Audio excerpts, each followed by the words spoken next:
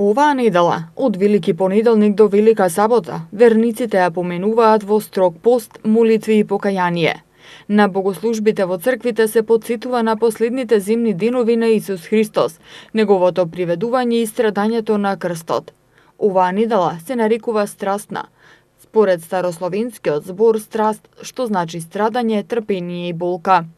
Големиот пост воедно и најстрог пост на црквата и задолжителен е за сите христијани.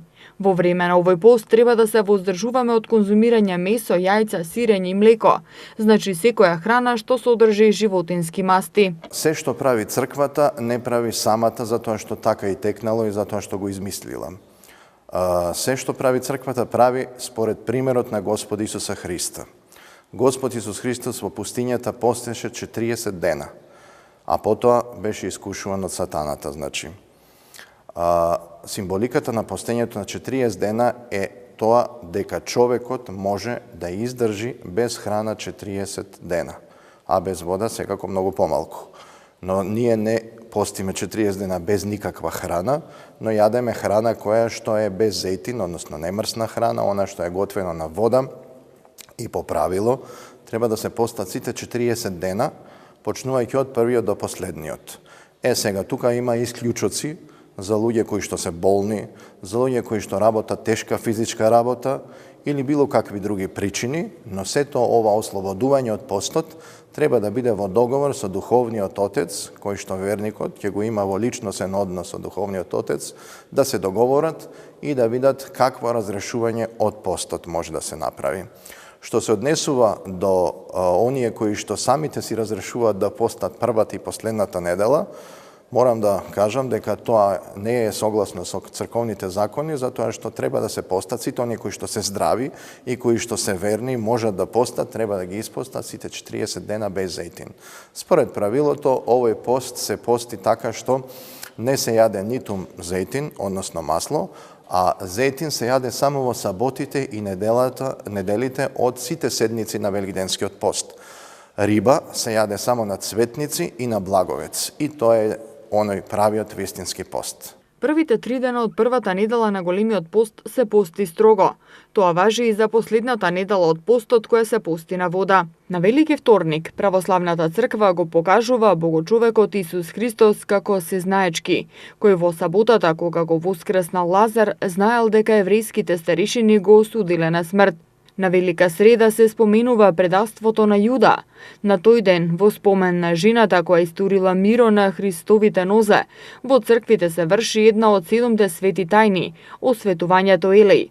Верниците тогаш се помазуваат со светеното масло како лек за телесно и за душевно здравје. На Велики четврток се служи литургија за Василий Велики.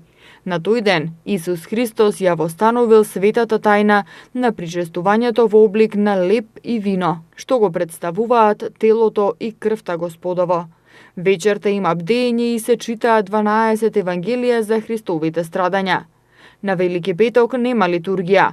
Тоа е најжалосниот ден за христијаните, бидејќи Исус Христос бил осуден и распнат на крст. На Велика сабота, последниот ден од Великденскиот пост, се служи опело за Исус Христос. Што се однесува на вапцањето јајца за Великден, свештениците препорачуваат тоа да биде во црвена боја, затоа што таа ја представува Божјата сила и моќ, а воедно ја символизира и Христовата крв која Исус ја пролеал на крстот за спасение на сите луѓе на земјава.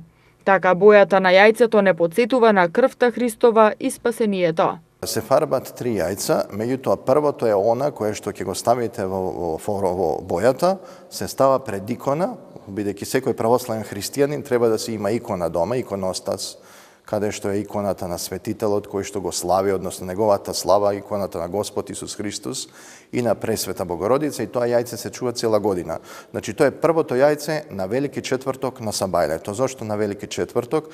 Заради тоа што на тој ден на Велики четврток Господ Исус Христос е предаден, значи веќе е направено во средата, договорот е направен на Ајуда со првосвештениците еврејски, Господ Исус Христос да биде предаден и така да биде осуден и убиен. Значи веќе договорот паднал во средата, а во четвртокот се прави последната тајна вечера, каде што е последното собирање на апостолите со Господ Исуса Христа и во чест на таа последна тајна вечера, која што е веќе предвестник на она што треба да доаѓа, се фарба во четврток на Сабајле првото великденско јајце. Она јајце кое што се чува пред иконата, тоа кога ќе помине годината, се зема и се закопува во земја, значи. И треба да се погледне таму каде што ќе биде закопано, тоа да не биде некое нечисто место каде што одат кучиња или така натаму, обично во на некое место каде што има бавча, каде што е почисто место, да остане во земјата и да скапе. Меѓутоа имаме и примери такви каде што јајцето останало нерасипано цела година, па дури имаме случаеви, јас знам како парохијски свештеник како луѓето после една година си го јадат истото јајце нерасипано. Бојата како се фарбат јајцата е поврзана со символиката на јајцето. Тоа е крвта на Господ Исус Христос.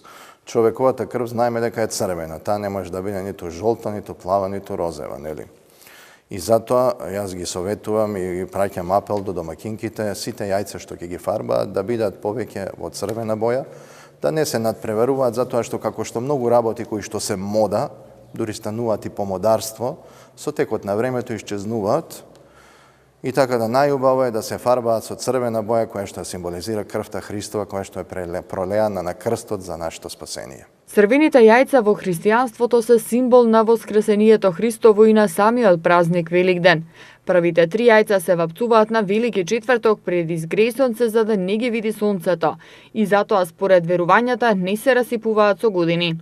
Старите адети кажуваат дека взори на Велик четврток треба да се вапца барем едно црвено јајце.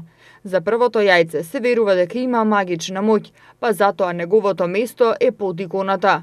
Во народните преданија се вели дека со него се лекуваат одредени болести.